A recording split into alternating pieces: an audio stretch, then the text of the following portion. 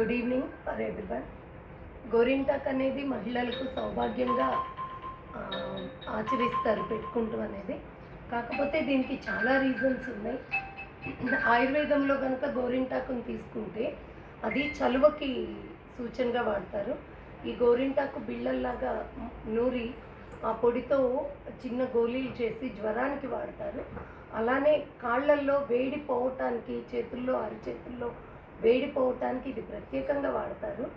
ఆయుర్వేదికంగా అలా వాడతాం. కాకపోతే వర్షాకాలం ఆషాఢ మాసంలోనే మనం ఎందుకు పెట్టుకుంటాం అనేది చాలా ముఖ్యం.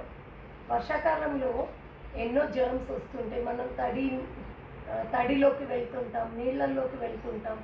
అలా కొన్ని పురుగులు అలాంటివి కాళ్ళల్లోకి చేరకుండా మనకి ఫంగల్ ఇన్ఫెక్షన్స్ రాకుండా ఉండటానికి, చర్మ సౌందర్యానికి, చర్మం ఆరోగ్యంగా ఉండటానికి ఈ గోరింటాక్ అనేది ఆషాఢ మాసంలో ప్రత్యేకంగా మనం ఆచరిస్తున్నాము.